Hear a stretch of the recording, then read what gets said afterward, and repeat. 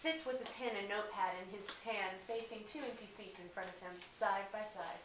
In between Moeller and the chairs facing him is a smaller cardboard table with a bowl of peanuts in the center.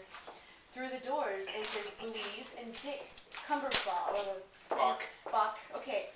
who both make their way to the doctor, who remains seated. Hello. Is this the right place? Hello, sir. That depends, ma'am. What are you looking for? Dick walks right up to Moeller and My grabs name his hand is and Richard Cumberbatch. Call me. Wait for her to finish. Oh, sorry. That's so rude. I'm ready to close here. What's the point of me being here? I can go. No, wait. Dick, Okay. don't get all friendly. This might not even be the person we're here to see. Dick and Moeller stop shaking hands. You, honey. Moeller! I don't know where we are. Well, ma'am, what exactly? Ma'am, what exactly are you here to see? We're here for a marriage counseling session. He asked me the question. I'm sorry, we didn't think to read the sign on the door. We just kind of burst in. Yeah, you did.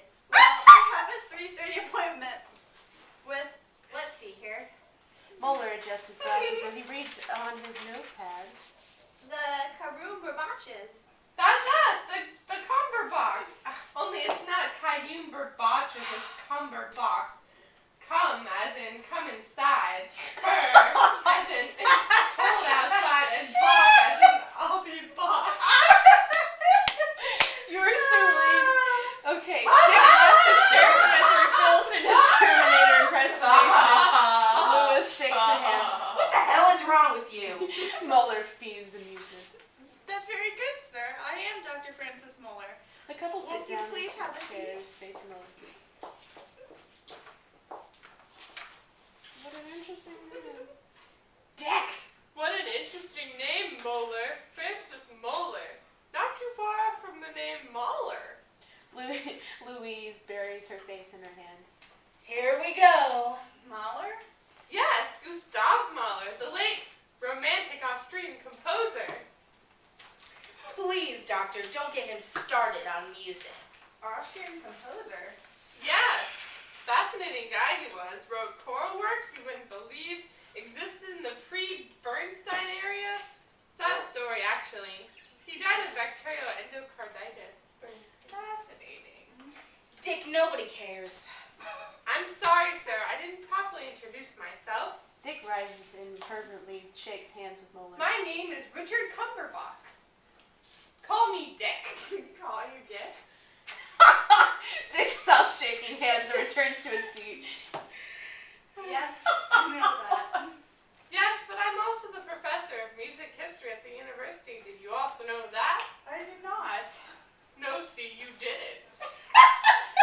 And what do you do, Mrs. Cumberbatch? Wheezy. Wheezy Just read. is a pharmaceutical representative. He asked me! Wheezy? Louise slaps Dick's arm. I told you to stop calling me that. Sorry, Wheeze. Dick erupts into laughter. Louise slaps his arm again. I'm sorry, what are we talking about? As Dick was saying, I'm a pharmaceutical representative. So what that means is I go into medical doctors' private practices, and I supervise matters dealing with certain new drug brands that our pharmacy deals with. I know why you wanted me to play this character. Now that does require me to be around many under-the-weather people, so it's not unusual for me to contract a little bug now and then. And on top of it all, she has asthma. Wouldn't it make more sense if you have asthma to choose a job that doesn't involve you to be around sick people? I don't know, doctor. You bloom where you're planted is the way I see it. But anyway, back to this wheezy Did I say you business. could have a cupcake? A couple of days ago, I came in, hey, Don't have mine. contact, hey, those are ours, with someone who had a lavender-based autoimmune disease, which was comparable to the influenza virus in a way it moved from host to host. Holy host, honey. Oh my God, that's an amazing joke! Keep I going, may keep have going. been a doctor, but I doubt the Surgeon General could understand all of that. Why are you talking about it like it's very... Oh, what are you talking about? It's very simple. So basically now anytime she's around Lavender, she has an asthma attack and erupts into coughing. I just can't breathe. Not to mention you talk in that terrifying, atonal, high-pitched voice that I can't stand. You cunt. No, so ever since, oh my god, yes. So ever since I've been having these more frequent asthma attacks, he calls me Wheezy. Not only because of the asthma, but also because it rolls right off of the name Louise. It's cruel. I'm sorry, Doc, if I think laughter is the best medicine. Hey, I'm only trying to cheer her up. You're a stupid man sometimes. Do you know that? Louise notices the peanuts. Chips.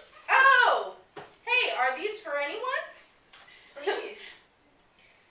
Louise grabs a handful and holds them in her hand, looking around aimlessly. Does anybody happen to have a handkerchief? Dick pulls the one out of his coat pocket and hands it to her. She places it into her lap along with the Keep peanuts, going, keep going. save for Ew, the one it's she shit on it. starts breaking open and eating very loudly.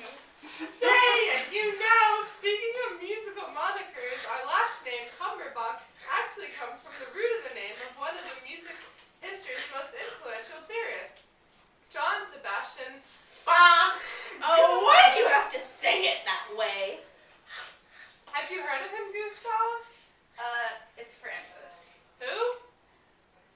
Mr. Cumberbatch. Dick, please. Richard, why exactly are you two here today? What is it that I can do for you? Louise. I'll tell you, Francesco. Francis. Who? I don't really know why we're here. I've asked my wife This many is so times, good. and still I don't have a good answer. Well, it's simple, really.